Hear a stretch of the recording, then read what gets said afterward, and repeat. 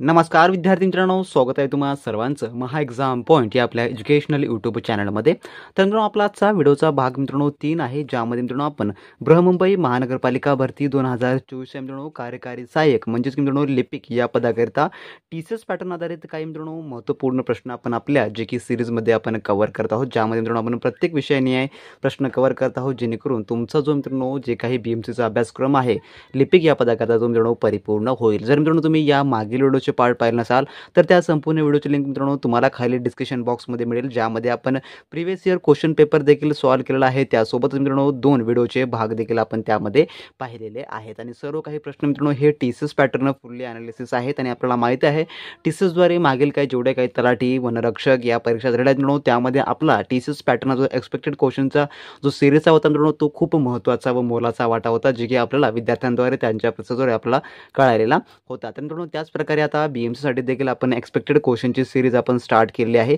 ज्यामध्ये आपण ए to Z सर्व काही अतिसंभव प्रश्न व विषयांनी आहे आपण सर्व काही कव्हर करणार आहोत, जे की मित्रांनो लिपिक या पदाकरताचे असणारे आहे। त्यापूर्वी मित्रांनो जर तुम्ही आपल्या चॅनलवर नवीन असाल तर आपल्या चॅनलला फटाफट सबस्क्राईब करून घ्या, जेणेकरून तुम्हाला बीएमसीचे सर्व काही अपडेट वेळोवेळी व लवकरात लवकर पाहायला मिळतील। तर पाहूया आपल्याच्या या भाग 3 मधील काही महत्त्वपूर्ण प्रश्न।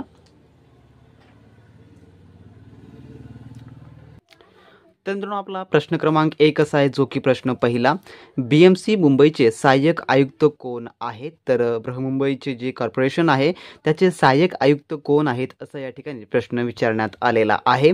तर याचं जे उत्तर आहे मित्रांनो ते आहे ऑप्शन नंबर ब, जे की चंदा जाधव। चंदा जाधव हे जे की सध्याचे बीएमसीचे जे की सहाय्यक आयुक्त म्हणून नियुक्ती त्या पदावर आहेत। ऑप्शन नंबर ब हे याचं उत्तर होणार असेल। त्यानंतर प्रश्न क्रमांक 2, मुंबईत किती नगरसेवक आहेत? तर मुंबईमध्ये किती नगरसेवक आहेत या प्रकारचा प्रश्न आहे।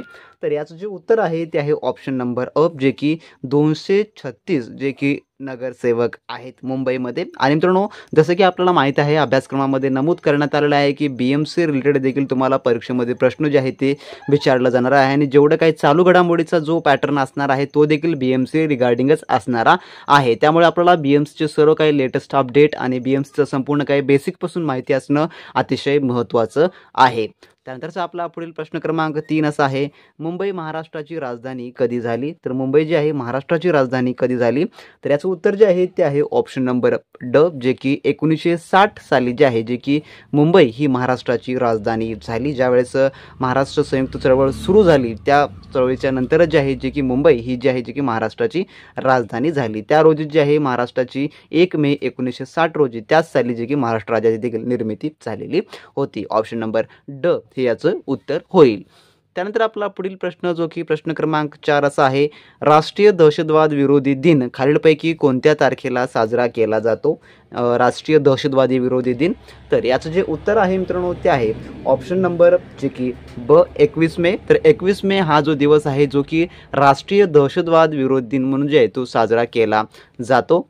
त्यानंतरचा पुढील आपला प्रश्न क्रमांक 5 असा आहे मित्रांनो, नंदुरबार जिल्ह्यातील एकूण लोकसंख्येपैकी अनुसूचित जमातीची लोकसंख्या किती टक्के आहे?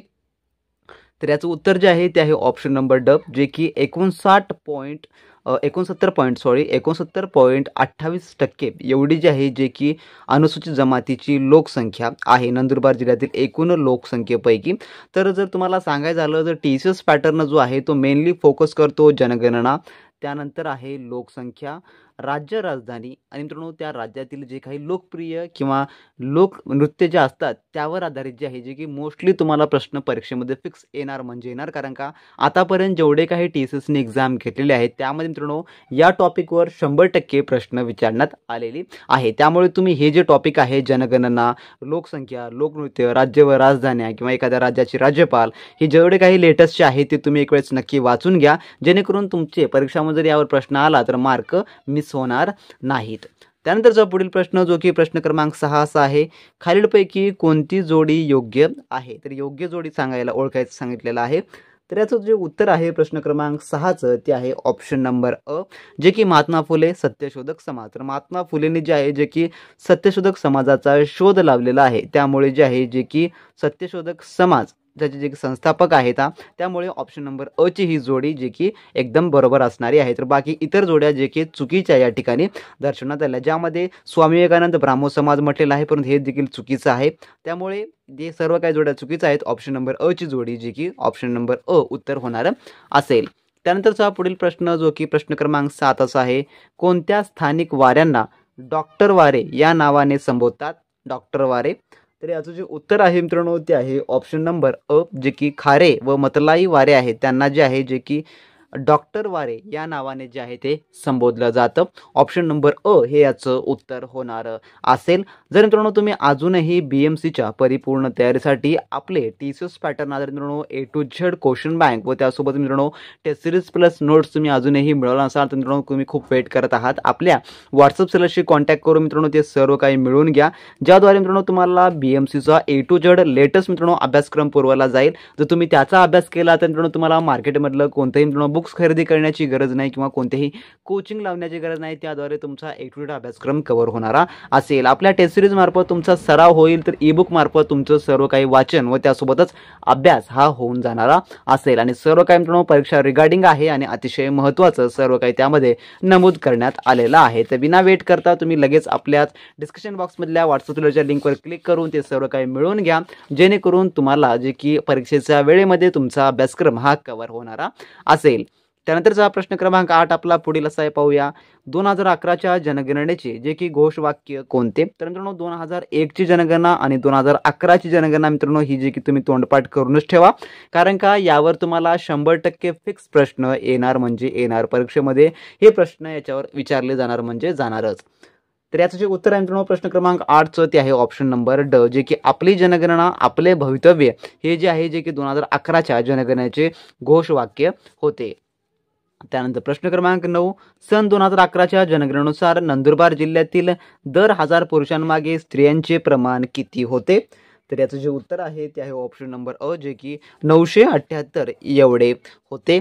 त्यानंतरचा आपला प्रश्न क्रमांक 10 पुढील, महर्षी धोंडो केशव कर्वे यांच्या आत्मचरित्राचे नाव काय? तर याचं जे उत्तर आहे ते आहे ऑप्शन नंबर ब, जे की आत्मव्रत असं जे आहे जे की आत्मचरित्राचं नाव होते. ऑप्शन नंबर ब हे याचं उत्तर आहे. परीक्षेत तुम्हाला असा देखील प्रश्न विचारला जातो की अमृतव्रत जे की आत्मव्रत हे जे आहे जे की कोणाचं आत्मचरित्र होतं, तर ते आहे महर्षी धोंडो केशव कर्वे यांचे होतं. त्यानंतर प्रश्न क्रमांक 11 आपला, विनोबा भावे यांचा जन्म कोणत्या जिल्ह्यात झाला?